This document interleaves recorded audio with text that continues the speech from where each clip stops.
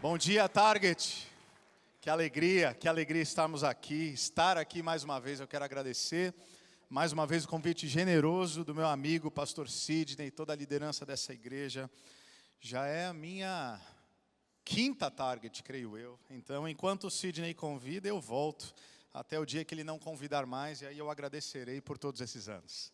Eu quero convidar você a abrir a sua Bíblia no texto de Deuteronômio, capítulo 6.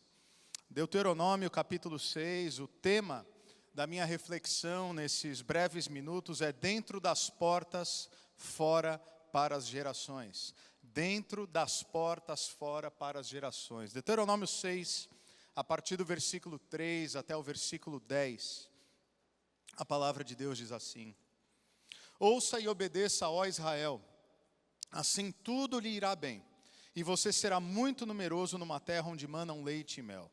Como lhe prometeu o Senhor, o Deus dos seus antepassados. Ouça, ó Israel, o Senhor, o nosso Deus, é o único Senhor.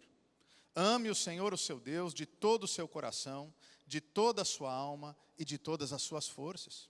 Que todas essas palavras que hoje lhe ordeno estejam em seu coração.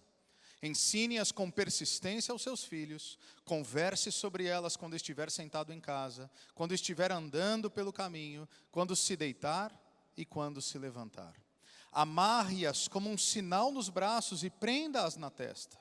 Escreva-as nos batentes das portas de sua casa e em seus portões. O Senhor, o seu Deus, os conduzirá à terra que jurou aos seus antepassados Abraão, Isaque e Jacó, que daria a vocês, terra com grandes e boas cidades que vocês não construíram. Avance ao versículo 20 ainda do capítulo 6, que diz: No futuro, quando seu filho lhes perguntar o que significam esses preceitos, decretos e ordenanças que o Senhor, o nosso Deus, ordenou a vocês, vocês lhe responderão: fomos escravos do faraó no Egito, mas o Senhor nos tirou do Egito com mão poderosa.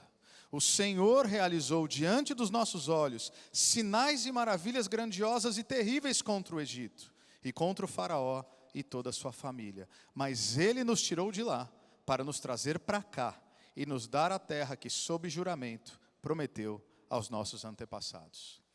Meus irmãos, nesse texto, nesse momento, Moisés está em idade avançada.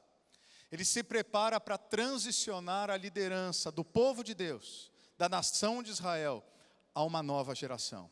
Você conhece a história, a maioria de nós estamos ambientados a essa realidade de que Moisés passaria a liderança da nação de Israel para Josué.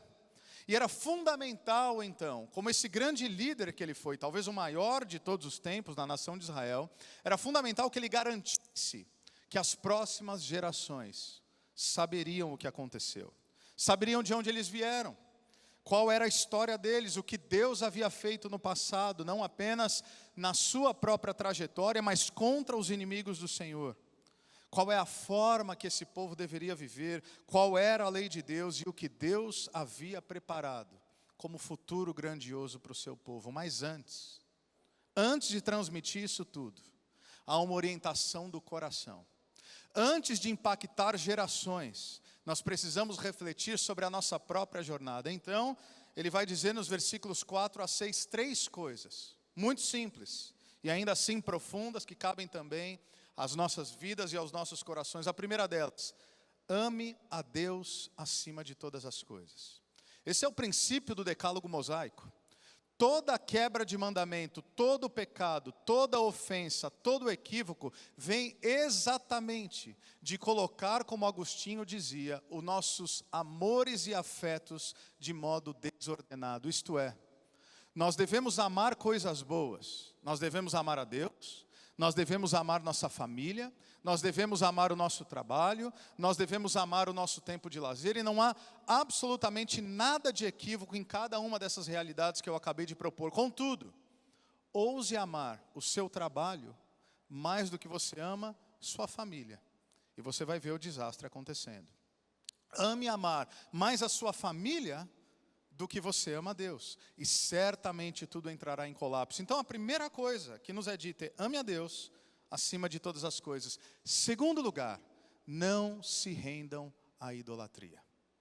Imagine a nação de Israel, não apenas ela havia sido liberta da idolatria egípcia, da escravidão física, material e espiritual, mas eles estavam prestes a adentrar uma terra igualmente politeístas, igualmente dobrada de modo físico e de modo devocional, ou seja, a devoção do coração, a realidades outras que não diziam respeito ao Senhor, o nosso Deus. Nós já vamos falar também sobre isso. Ou seja, vocês saíram do Egito, estão indo para um outro lugar. Não assumam os padrões idolátricos da cultura ao seu redor. E você ficaria curioso de como esse mandamento e essa orientação ainda é verdadeira para as nossas vidas nos dias de hoje. Porque a cultura não é neutra.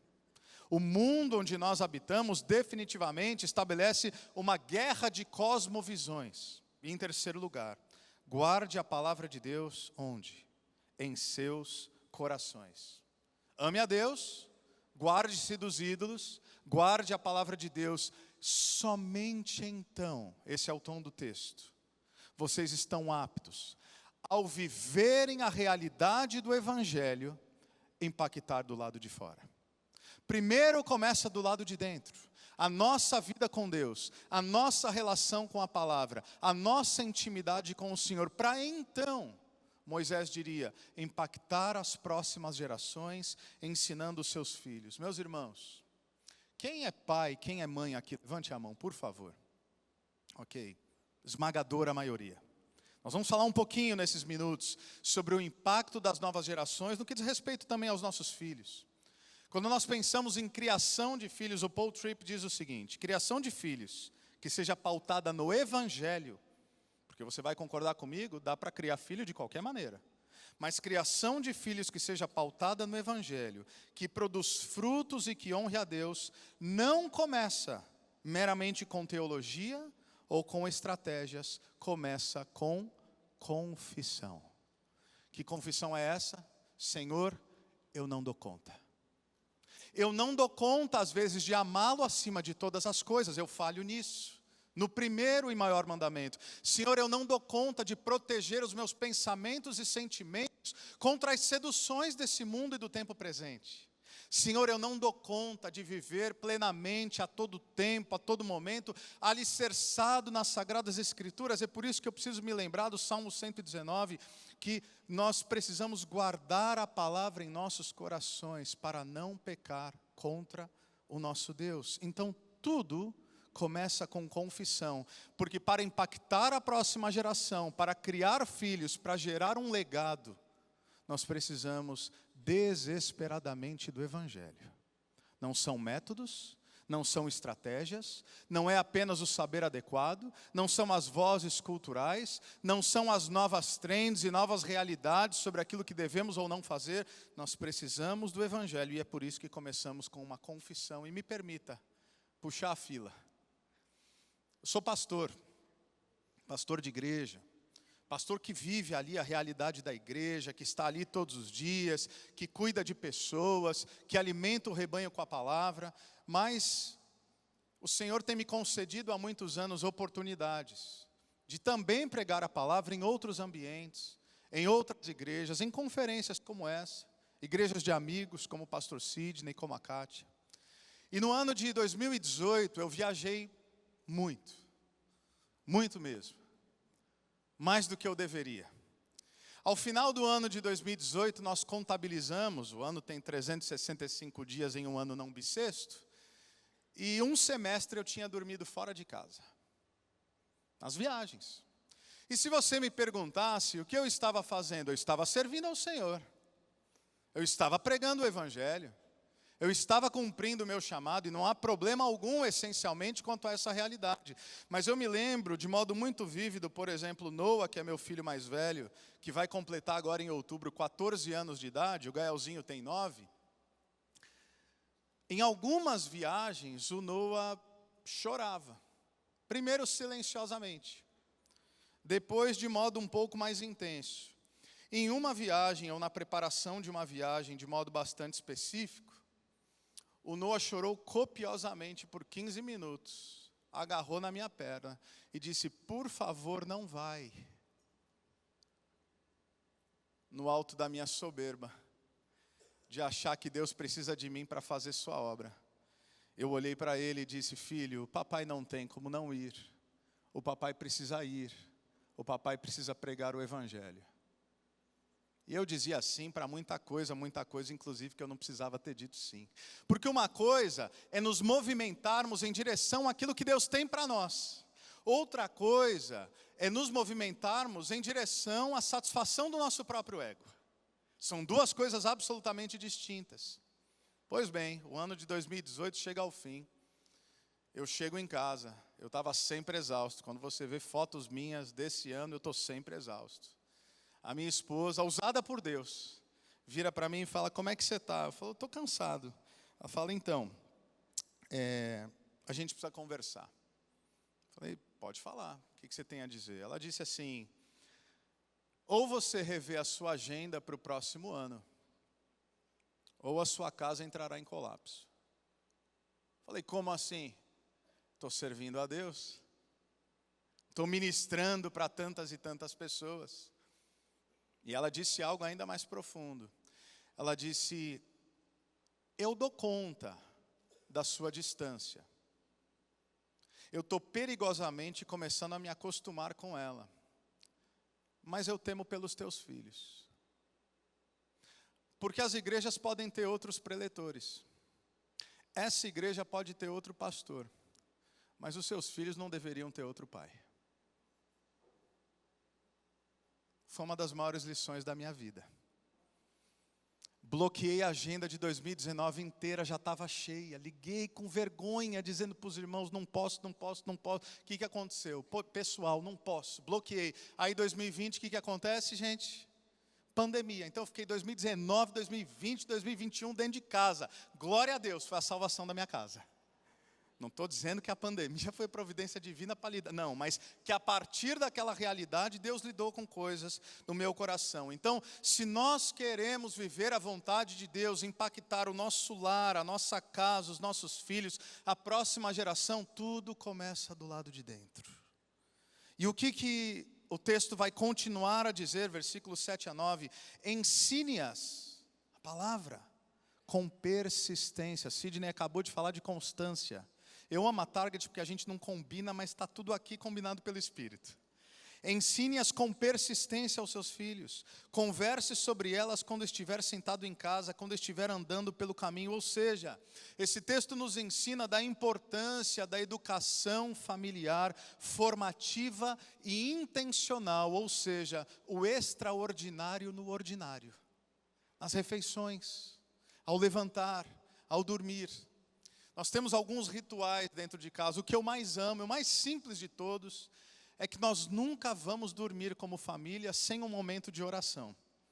Outra maneira de Deus trabalhar o meu coração egoísta, que às vezes eu estava cansado, e aí o pequeno, sobretudo o Gael, nosso menor, caçulinha, tinha vezes que ele já deitado na cama, ele gritava: pai, não vai orar hoje não? Aí eu olhava para a Aline, falava: amor, vai lá orar você hoje? Ela virou, falou: você vai sentir tanta saudade disso um dia. Um dia você daria tudo para orar só mais um momento com seu filho. Por favor, não desperdice esse tempo e essa preciosidade. E aí a gente tem esse hábito, quando eu estou viajando eu ligo, a gente faz uma chamada de vídeo, porque nós estamos lembrando sempre que ao acordar, ao se deitar, ao andar, em todas as rotinas familiares, nós estamos emoldurando o todo da vida a partir da palavra de Deus. Os caminhos de Deus, a bondade de Deus são constantemente trazidos. Meus irmãos, isso não diz respeito a pregarmos verbalmente a todo momento para nossa esposa, para o nosso marido, para os nossos filhos, para quem está ao nosso redor, mas diz respeito a conceder a eles um testemunho e novas lentes para interpretar a vida. Não são realidades meramente verbais, mas são lentes. É uma cosmovisão, é um outro jeito de enxergar o mundo, um outro jeito de enxergar as coisas. Lembrando-os o tempo todo da bondade de Deus e da verdade da sua palavra. Percebe como esse texto fala de uma realidade multigeracional? Ou seja, essa promessa é para você, é para os seus filhos, é para os filhos dos seus filhos. Porque quando há uma decisão de obedecermos a Deus no todo da vida, isso impacta gerações. Você quer ver milagres na sua casa? Você quer ver milagres na vida dos seus filhos? Você quer ver milagres ao redor da sua vida? Escolha todos os dias amar a Deus acima de todas as coisas, guardar a palavra nos vossos corações e não se render às idolatrias e seduções da cultura do tempo presente. Alguém ouve uma mensagem como essa e pensa, mas pastor, eu não tenho filhos. Nem casado eu sou. Nem casada eu sou. Bom, essa orientação também é para você, sabe por quê? Gere filhos espirituais. Assume a responsabilidade de pessoas que estão ao seu redor, sobretudo pessoas mais jovens, pessoas mais imaturas na fé. E por imaturas eu não estou falando a partir de um conceito depreciativo. Imaturo apenas porque ele não teve o privilégio de ter uma caminhada como você. E talvez se você é um pouco retraído, você possa ser tentado a pensar, mas eu tenho 2 anos de igreja. Pois bem, ensine quem tem um só. Eu tenho 1 ano de igreja, ensine quem tem 6 meses. Assuma a responsabilidade. E dos relacionamentos mais belos e mais profundos da palavra de Deus, essa realidade de discipulado é entre Paulo e Timóteo. E quando Paulo escreve sua carta a Timóteo, seu filho na fé, seu discípulo amado, olha o que ele diz em 2 Timóteo 1, versículo 5. Recordo-me da sua fé não fingida, que primeiro habitou em sua avó Lóide e em sua mãe Eunice. E estou convencido de que também habita em você. Quando nós lemos as páginas da Bíblia, nós vemos que Paulo é alguém corajoso, é alguém que enfrenta naufrágio, alguém que enfrenta apedrejamento, mas há algo em Timóteo, mesmo sendo discípulo de Paulo, que parece gerar nele um perfil um tanto reticente. Paulo tem que encorajá-lo o tempo todo. Paulo tem que dizer, olha, que ninguém te despreze pela sua juventude, idade, que ninguém possa olhar para você, mas que o seu testemunho seja percebido como alguém que cresce diariamente através das Sagradas Escrituras. E aqui o que ele está fazendo? Timóteo, eu sei o que há dentro de você. Meus irmãos, olha o tanto de gente que tem aqui. Calvino dizia que a igreja é uma incubadora de virtudes. É muita gente boa por metro quadrado. São muitos dons, são muitos talentos, são muitas vocações. Não enterre o talento que Deus colocou nas suas mãos. Multiplique para a glória de Deus. Amém? Que Deus seja louvado por isso. O apóstolo Paulo, se você percebe aqui, e talvez isso seja um pouco chocante para alguns, ele não escreve para Timóteo dizendo, Timóteo, eu recordo-me da sua fé não fingida, que habitou no ministério infantil que você frequentou. Não, ele não agradece a Deus pelo excelente ministério infantil, embora eu amaria ter um ministério infantil igual a IBMA, amaria, lá na Calvary a gente não tem esse espetáculo, mas ele é grato, perceba, pela referência de fé que Timóteo tinha dentro de casa, mãe, avó. No caso de Timóteo era uma outra realidade, mas no nosso caso, pai. Ou seja, quem são as referências que Deus levantou para serem usadas para impactar a sua vida? Agora, você se torna referência também na vida de alguém. Porque, meus irmãos, o lugar prioritário, e isso pode chocar alguns, para que seus filhos, para que os jovens, para que a próxima geração receba instrução, lugar prioritário, eu disse, não é a igreja. Não é. A igreja está aqui para auxiliar, para equipar, para encorajar, para potencializar o que acontece dentro de casa. Como eu disse, eu sou pastor de igreja. Eu já tive a felicidade de ver algumas crianças que eu consagrei bebê já terem crescido na mesma comunidade. Tenho servido há 16 anos. Igreja que Deus nos permitiu plantar e temos visto florescer. Mas infelizmente já tive a infeliz oportunidade de ver pais e mães dizendo, mas pastor, eu criei meu filho dentro da igreja. Perceba que não é eduque a criança sobre o caminho que ela deve andar. Eduque a criança no caminho em que ela deve andar. Ao você trilhar essa jornada, você pega na mão da próxima geração, dos seus filhos, das suas filhas, dos mais jovens, e diga, vem comigo, Caminhe, trilhe essa jornada também ao meu lado. Não é mostrar o Deus que está lá. Não é ir para a igreja como mero frequentador. É viver o evangelho porta adentro. Nós somos gratos pelos ministérios que cooperam com nossas crianças, adolescentes, jovens, casais, famílias. Eles são importantes, eles têm o seu lugar. Mas esses ministérios existem apenas para apoiar aquilo que Deus já está fazendo no seu coração, na sua casa, na sua mente. Não terceirize a responsabilidade que Deus concedeu única e exclusivamente a você. Lembra da minha história, da minha confissão? A igreja poderia ter outro pastor. Mas os meus filhos não deveriam e não poderiam ter um outro pai. Afinal, como pastor, que chance temos, pastor Sidney, de moldar um ser humano com um impacto de 45 minutos por semana? É uma loucura. Então, igreja e família, pastoreio e sociedade, essa realidade mútua, o povo de Deus, vivendo o evangelho não apenas aos domingos, também aos domingos, mas sobretudo, de segunda a segunda. Nós precisamos nos perguntar que tipo de formação nós estamos concedendo às novas gerações. O que eles estão vendo sobre casamento em nós?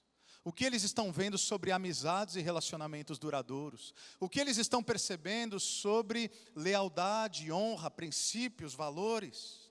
Que estilo de vida nós estamos traduzindo? Será que eu estou ensinando meus filhos a se preocuparem mais com família, sociedade e igreja, ou apenas moldando-os para que eles tenham uma vida que qualquer pessoa que não seja temente a Deus também pode desejar, com uma crueldade adicional, projetando sobre Deus a obrigação de fazer tudo quanto eu desejo, porque agora, afinal, eu sou da turma de Deus, então eu tenho que ser bem-sucedido, eu tenho que conquistar tudo, eu tenho que atingir todas as metas, porque Ele fará por mim. Isso é uma crueldade. Nós estamos ensinando nossos filhos a serem mais generosos, mais responsáveis, ou mais angustiados e ansiosos quanto ao futuro, como se essa vida fosse tudo aquilo que nós podemos nos apegar. E por que essa mensagem é importante? Porque quando você sai de Deuteronômio e você vai para Josué, uma outra transição acontece. Josué capítulo 24, agora é Josué que está em idade avançada. E sabe o que ele diz? Ele conta e reconta a história dos grandes feitos de Deus. Lembrem-se como o nosso Deus os tirou com mão forte do Egito. Lembre-se como Ele partiu o mar para que passássemos em terra seca. Lembre-se quando nós cruzamos o rio para habitar naquelas cidades que antes tinham grandes muralhas e gigantes. Lembrem-se quando nós gritamos e Jericó caiu. Lembrem-se de todas essas coisas. E agora vocês têm uma escolha, Josué vai dizer. Vocês podem escolher a Deus ou aos ídolos. E Josué conclui dizendo: eu e minha casa, porém, serviremos ao Senhor. Meus irmãos, essa é a nossa escolha ainda nos dias de hoje. E você quer ouvir algo extremamente triste? Pula mais um tempo. Deuteronômio, Josué, você chega em Juízes, capítulo 2, versículos 10 e 11. O texto diz: depois de toda aquela geração foi reunida aos seus antepassados, surgiu uma nova geração. Perceba, a primeira geração que nasce na terra prometida. Surgiu uma nova geração que não conhecia o Senhor e o que Ele havia feito por Israel. Então os israelitas fizeram o que o Senhor reprova e prestaram culto aos Baalins. Como assim? Como não saber sobre a travessia do Mar Vermelho? Como não saber do sustento milagroso de Deus por 40 anos? Como não saber da nuvem, do pilar de fogo? Como não saber do maná que caiu dos céus, das codornizes, da água que sai da rocha? Como não saber da arca indo adiante e manifestando a presença de Deus? Como não saber dos gigantes que caíram milagrosamente e dos egípcios que foram destruídos milagrosamente? Sabe o que haveria de ser ainda pior? Não é não conhecer essas histórias, mas tendo ouvido essas histórias, reconhecê-las como realidade distante, e isso não gerar em nada um temor do Senhor sobre os seus corações. Como assim? A primeira geração nascida na terra prometida cresceu sem conhecer o Senhor. De quem foi a falha? Dos profetas, dos líderes, dos sacerdotes, dos levitas? Me permitam uma sugestão. A falha foi da porta para o lado de dentro. Quando nós falhamos em instruir, em viver, em testemunhar, ao sentar, ao levantar, ao dormir, ao acordar, no caminho, no todo da vida. Deixa eu te dizer uma coisa. Vejam essa igreja, vibrante, viva, em franca expansão, cheia do Espírito, plantando igrejas no Brasil e fora do país. Mas, meus irmãos, a igreja de Jesus há de permanecer até o fim. Contudo, uma igreja local está sempre apenas a uma geração do seu fim. Sabe quando? Basta que a geração presente falhe em transmitir as verdades do Evangelho à próxima geração. Que nós entendamos o privilégio e a responsabilidade que paira sobre cada um de nós. Porque a depender da nossa postura, a próxima geração, e a próxima, os nossos filhos, e os filhos dos nossos filhos, e a nossa juventude, e os nossos adolescentes, que estão cheios de dificuldades e complexidades, eles poderão amar ainda mais a Deus, ou sequer conhecê-lo, ou pensar que Ele é um ser distante, de quem eu ouvi falar, mas que não impacta a minha história. Sabe qual é a minha oração nesses dias, e a gente só está começando, é que nós sejamos mais uma vez, em cada palavra, em cada oração, em cada encontro, impactados pelo Evangelho nessa conferência, para que como indivíduos e como comunidades, eu e você, possamos hoje dizer, não importa como o mundo vive, não importam os enganos do meu coração, não importam as dificuldades da minha vida, não importam as seduções do tempo do império presente, não importa o que os outros façam. Uma coisa eu sei. Eu e minha casa serviremos ao Senhor. Que Deus te abençoe.